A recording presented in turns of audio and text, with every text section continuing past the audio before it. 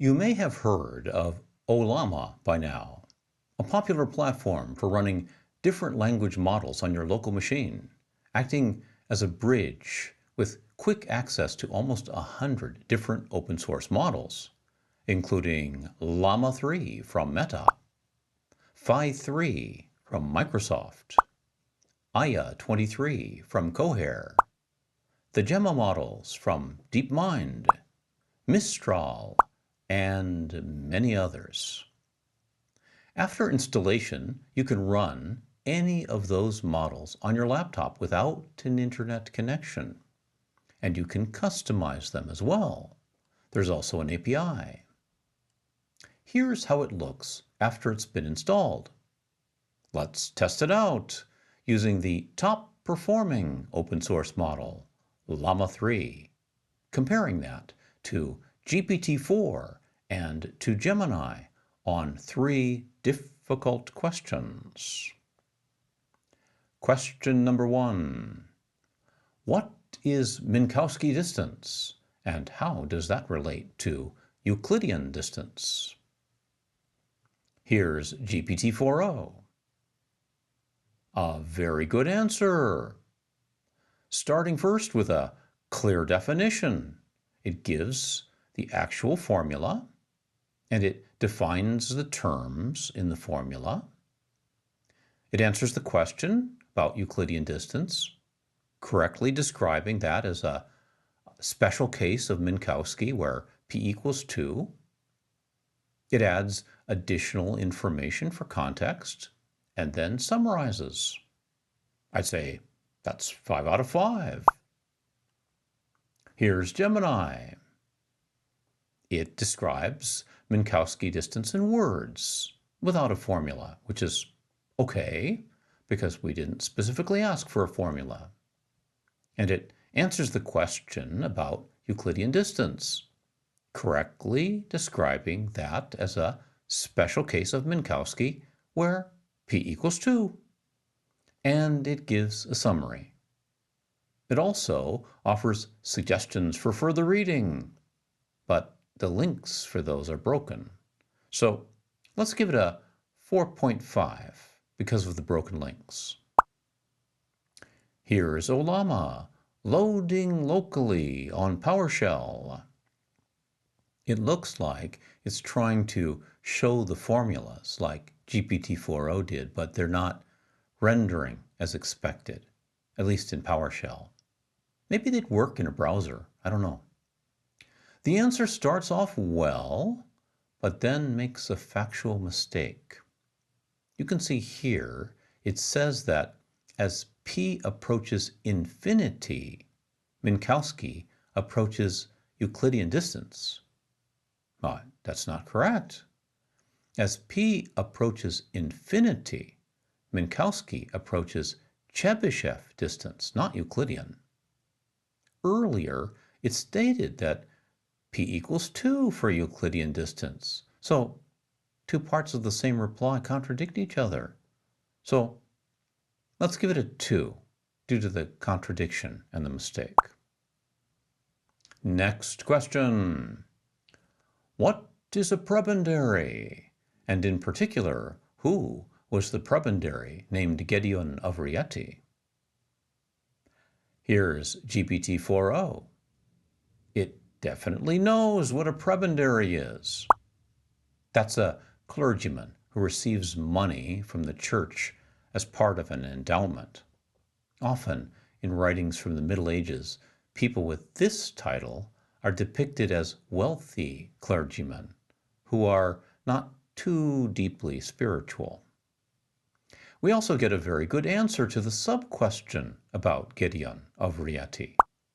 5 out of 5. Now, we'll ask a follow-up question. Does the life of St. Francis of Assisi contain any mention of the prebendary, Gedeon of Rieti? That's a little nudge, because in reality, that's the primary context in which Gedeon would probably still be remembered today. GPT-4o is spending quite a bit of time searching. That means it's a hard question. And here we get the answer, which is incorrect. GPT-4o states in an authoritative manner that the life of St. Francis of Assisi does not contain specific mentions of the prebendary Gideon of Rieti. That's not true. In chapter 11 of the famous biography of St. Francis, written by his protege, St. Bonaventure, we're told that the prebendary Gideon of Rieti was a vain and worldly man who, upon becoming grievously ill, had himself carried in his bed to St. Francis of Assisi, whereupon the saint first reprimanded him for having lived according to the desires of the flesh, and then cured him, but with a warning that if he should return again to his evil ways, he would certainly suffer even greater torments in the future. The story then tells us that Gideon quickly returned to his former ways, and then one night at a dinner party, the roof of the house suddenly collapsed. Everyone else escaped, but Gideon died with great torment under the crushing weight of the roof. So goes the story. Since GPT-4o was very authoritative in the way it confirmed no association between the two figures, let's rate the overall interaction as a 3, although it started very strong as a 5. Here's Gemini, which starts off much weaker. It knows what a prebendary is, but it can't identify Gideon of Rieti at all, and the nudge doesn't help. So let's give that a 2, because it can't answer the full question. Here's Ollama. It also knows what a prebendary is, but can't identify Gideon, and the nudge produces an unexpected result. Llama 3 mentions a different biography, one by Brother Thomas of Celano, which is not known to contain this story. And citing that book as a source, it describes something that's almost the exact opposite of the famous story. It says that Gideon was impressed by Francis' piety and quickly became a spiritual advisor and longtime friend. That doesn't sound right. Are there 2 different people named Gideon? Here's the full text of the Celano biography. Looking for the word Gideon, we get nothing. Looking for the word Rieti, we get 5 results, but none of them are on topic. There's a fisherman, Lord Hugo, nothing relevant. Looking for the word prebendary, we get nothing. And a focused Google search returns nothing about this as well. Only snippets from Bonaventure, a vain and worldly man, etc. That little story from Llama 3 sounded very plausible, but the whole thing was apparently just a creative invention presented as history. In other words, that was a hallucination. So it gets a 0 score. Last test, 3 lines of poetry, and the question is, what line follows next? Here's GPT-4o. It's perfect. It recognizes the lines as coming from Geoffrey Chaucer's Canterbury Tales. The missing line it provides is 100% correct. Than longen folk to goon on pilgrimages. By the way, that passage means something like, and small birds singing that sleep all night with open eyes as Mother Nature stirs up their hearts. That's when people long to go on pilgrimages.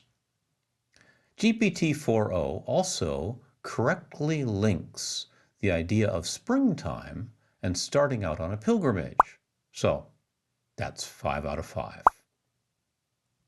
Here's Gemini. It's a fail. It completes the passage with the wrong line, and also the meter is incorrect. Also, the summary statement that birds have an instinct to sing at dawn is not really the point of the passage. Basically, it's incorrect on all counts, so 0. Here's Llama 3. Also incorrect. Llama 3 correctly identifies the lines as Middle English poetry from Chaucer, but then connects those lines to the wrong work, Parliament of Fowls instead of Canterbury Tales. And the lines it provides are not found in Parliament of Fowls or anywhere else. They're apparently invented by Llama 3, written in a sort of pseudo-Middle English style with bad meter. So that was another hallucination. Again, 0 points. Add it all up, GPT-4o got 13 of 15. Gemini got 8.5, and Llama 3 got 2 points. All 3 models made mistakes, but GPT-4o was in a class by itself for accuracy and completeness. And Llama 3 was far behind the other 2, with significant errors on all 3 answers. But in fairness, our users will not be asking us about these topics. That was just to compare capabilities and behaviors. And what we learned was that Llama 3 might be more likely to hallucinate than paid models if it's presented with difficult questions. We also learned that GPT-4o might actually know the correct answers even for very difficult topics. So, to summarize, paid models will probably be a better choice for enterprise class applications where accuracy, precision, and recall are important. Plus, they'll scale better than the free options. On the other hand, Ollama is a very convenient way to test out models, as you saw. After all, there's a reason why Ollama is one of the top repositories on GitHub with more than 72,000 stars.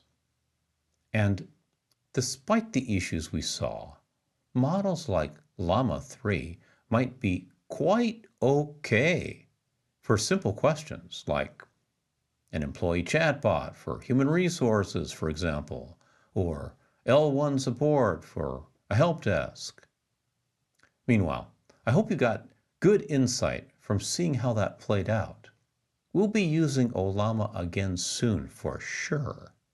So, thanks for watching and see you next time.